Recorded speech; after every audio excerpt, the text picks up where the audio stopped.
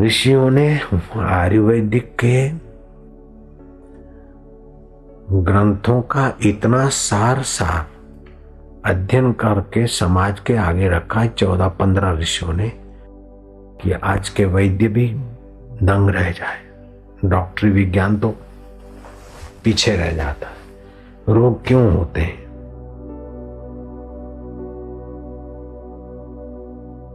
रोग के 3 कारण होते हैं। किसी को कफ की अधिकता होती, किसी को पित्त की, किसी को वायु की, किसी को कच्चा रस की, आम की।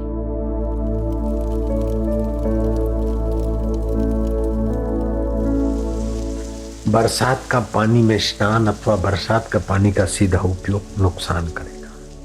केला, शरबत, नारियल का पानी, तरबूज, अधिक पके हुए, ककड़ी, मूली, वर्षा ऋतु में तालाब का स्नान से कफ बढ़ जाता है।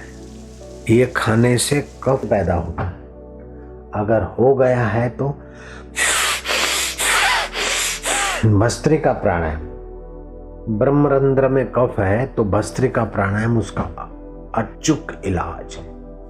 छाती में कफ है तो भी 10 सेकंड से शुरू करके पहले 10 प्राणायाम करें, फिर 20, 30, 40, 50 छाती में श्वास भरे और छोड़े। पहले अनुलोम करें, दाएं नथुने से ले, फिर बाएं से छोड़े, बाएं से ले, दाएं से छोड़े। ऐसा 5-7 करके बाद में दोनों नथुनों से ले और दोनों से छोड़े। तो छाती के तकलीफ, एसिडिटी की तकलीफ, कफ की तकलीफ, खांसी की तकलीफ ठीक हो जाएगी। कफ का प्रकोप कैसे होता है कि भोजन करके तुरंत स्नान करें, स्नान करके तुरंत भोजन भी नहीं करना चाहिए कुछ मिनटों के बाद, लेकिन भोजन करके तुरंत स्नान तो कभी नहीं करना चाहिए। और प्यास न हो और बार बार पानी पिए, ठीक नहीं। जिनको कफ है और गोडे पकड़े हुए हैं तो वो बिना पानी पिए उपवास रखें, दिन भर पानी ना पिए चलेगा। निर्जला एकादशी, तुरंत फायदा होने लगेगा। कफ का शमन करने के लिए बाष्प स्नान करें। भूंजी हुई चीजें जैसे चना है, ममरे हैं, गेहूं है, ये भुनी हुई ये खाए। सुबह धूप में थोड़ा घूमे। सूखी पकी हुई सेकी हुई हरड़ खाए। उपवास करे, फास्ट करे विदाउट पानी, पानी भी ना पिए। कभी कभी महीने में 1-2 बार, 3 बार, तो कफ जल्दी शमन होगा। काली मिर्च, पीपल और सूखा अदरक वो शहद में मिलाकर कफ वाला थोड़ा चाटे तो कितना भी कफ होगा शमन होगा। संत कपा चूर्ण और हनी मिला के थोड़ा दिन में 1-2 बार चाटे, पेट का प्रॉब्लम और कफ का प्रॉब्लम शांत होने लगेगा।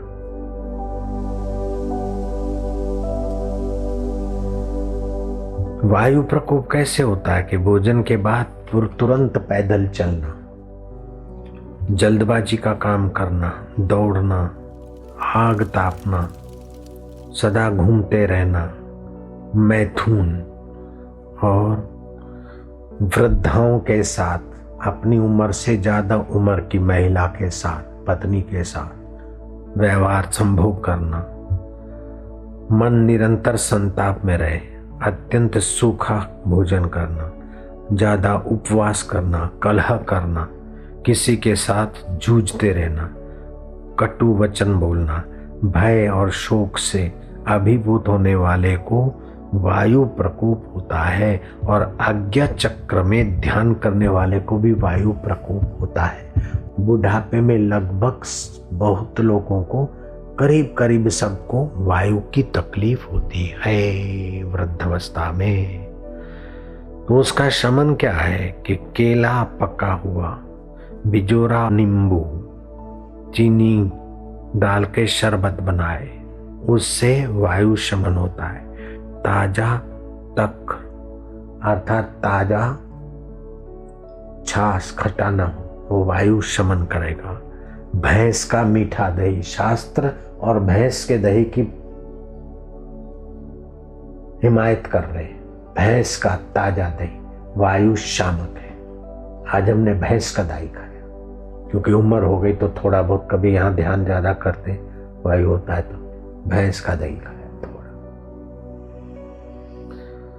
जौ की कांजी, सोवीर, ठंडा पानी, तिल तेल, तिल का तेल वायु शामक, नारियल वायु शामक, ताड़ वायु शामक, खजूर वायु शामक, स्निग्ध पदार्थ व्यंजन वायु शामक है, और आंवले का उष्ण द्रव्य पदार्थ वायु शामक है।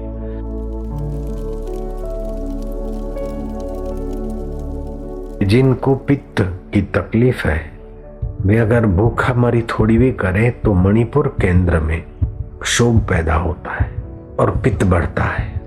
स्वभाव में क्रोध, आंखों में जलन और पित्त संबंधी रोग उसको घेर लेते हैं। पित्त मिटाने के लिए पीसा हुआ धनिया और शक्कर ठंडे पानी में घोटकर पीने से कितना भी तेज पित्त हो शमन हो जाएगा। सिर में दर्द है पित्त के कारण तो गाय के घी का गुनगुना नस्य लेने से पित्त शमन होता है, सिर दर्द गायब हो जाएगा। सूर्य के किरणों में खड़े होकर श्वास खींचे नाक से और छींकने से दोष निवृत्त होने से, कफ के दोष निवृत्त होने से सिर की गड़बड़ें ठीक होने में मदद मिलती है। तक रहित दही अर्थात खट्टा दही ना हो और थोड़ा सा शक्कर मिला हुआ, वो भी पित्त शमन करेगा। पके हुए बेल ईख के रस से बनी वस्तुएं अर्थात शिलड़ी ना रस थी बनी हुई बनेली वस्तु पित्त शमन करे। भूख लगाना है तो अदरक मिली हुई मूंग की दाल का जूस पाचन में मदद करेगा। रविवार को तो किसी को भी अदरक नहीं खानी चाहिए।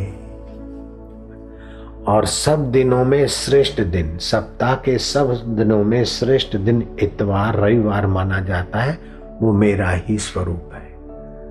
और व्रतों में एकादशी मेरा स्वरूप माना गया है। बासी अन्न, चाइनीज फूड, दही मिश्रित फूड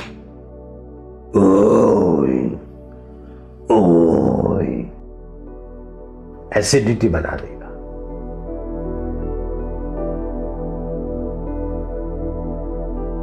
आम है समझो शरीर टूट रहा है, जो भोजन किया वो पचा नहीं और दूसरा भोजन खा लिया। जितना भोजन में तो कुछ नहीं, दोस्त गुजराती रोटली खाता, पतली सी खाता हूं। तुम 2 गुजराती पतली रोटी खाते हो लेकिन पाचन तुम्हारा 1.5 रोटी का 1 रोटी का है, तो तुम डबल नहीं तो 1.5 भोजन करते हो। किसी का पाचन 6 रोटी का है, मारवाड़ी 6 रोटी, पंजाबी 6 परोठे का, तो वो गुजराती 50 रोटी खाए तो भी उसने कम खाया है। और तुम्हारा पाचन ऐसा है 1.5 रोटी गुजराती का पाचन है तो तुमने 2 खाया तो तुमने भोजन ज्यादा कर लिया, आम बनेगा, ढिचण में दर्द आएगा। अब क्या करे, उपवास करे और जठरा को प्रदीप करे और घुटनों को दर्द रहित करने के वैद्यों के उपाय आदि करे।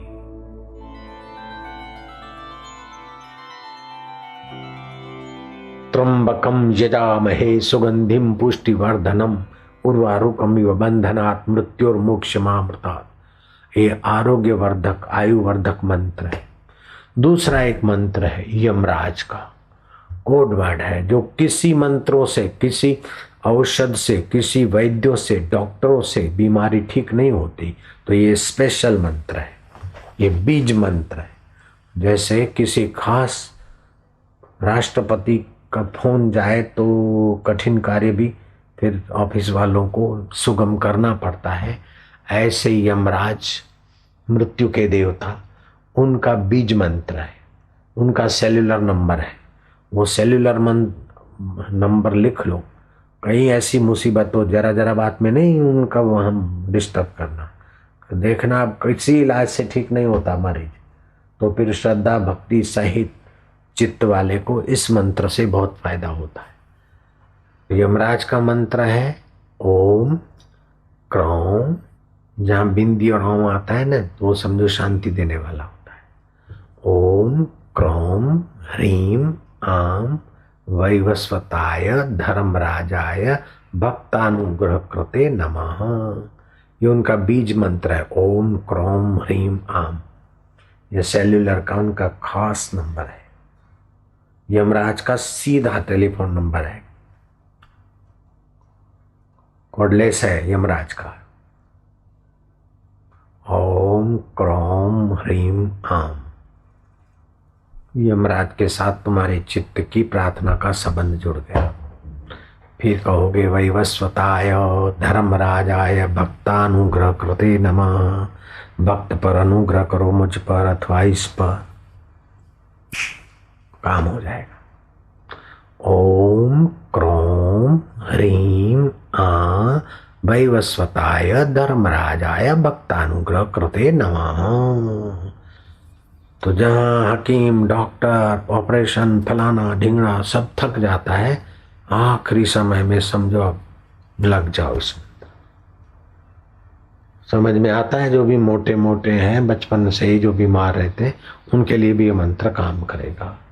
त्र्यंबकम यजामहे है और ये मंत्र दोनों खास मंत्र है। नारायण नारायण नारायण नारायण।